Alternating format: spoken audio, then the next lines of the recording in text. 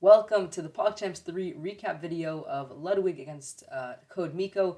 In Pogchamps 1, we had the 6-move checkmate by Moist Critical, and now in Pogchamps 3, we have the 8-move checkmate. Let's go ahead and dive straight in to the first game. Ludwig started with the white pieces.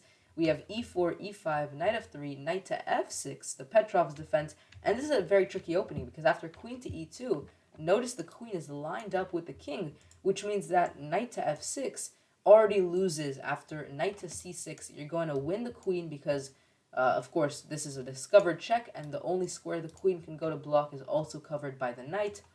So this is already a very common trap here. And also, you know, the most accurate move is queen to e7. And then after takes, you can play d6, maybe f6, but f6 is a bit worse because notice that this diagonal is suddenly a bit weaker, so usually d6 is the move here, and you're just going to win the knight because after d6, notice that, of course, the queen's undefended. You cannot move the knight because you lose the queen, and therefore you're going to win the knight back. So this is the most accurate defense. And in this game, black chose kind of something in the middle, not losing the queen with playing knight to f6, not the most accurate defense, but going for d5, which does do the job of defending the knight. But the issue is, after d3, notice that you're still in a very similar problem. If knight to f6, there's still knight to c6 here, winning the queen. And so you're actually still very lost here, and this is already a very bad position for you.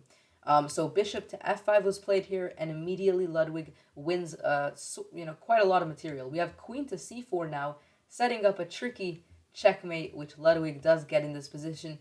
And I think that if the queen went instead here, then it would have been a lot more obvious what checkmate Ludwig was going for, because often the queen is usually on f3 or h5 when doing this very common checkmate here. But on c4, usually the bishop is on c4, or in general the queen is just usually not here on c4, so it might have been less common. But of course, this is checkmate nonetheless.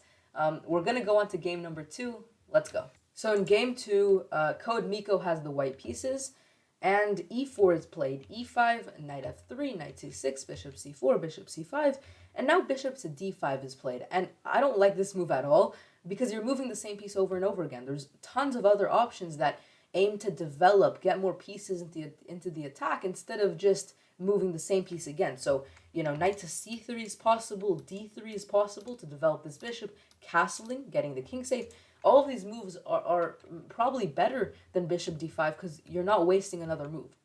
Knight to f6 and now c4. And maybe the idea was to try to get this very powerful piece here in the center cemented by both of these pawns, but there's a lot of issues with this.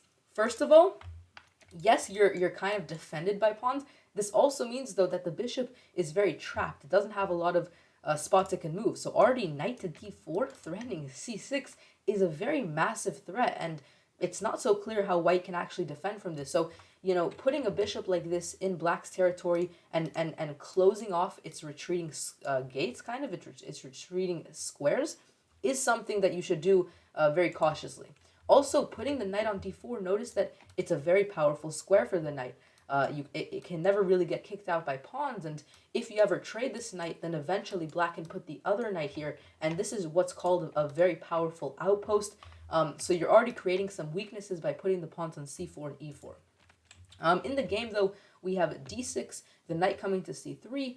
The knight to g4, not a great move because it's a very short-sighted move. You're just doing a simple threat attacking the pawn, but white can simply castle, and then the knight here is kind of misplaced. In fact, it gets kicked out.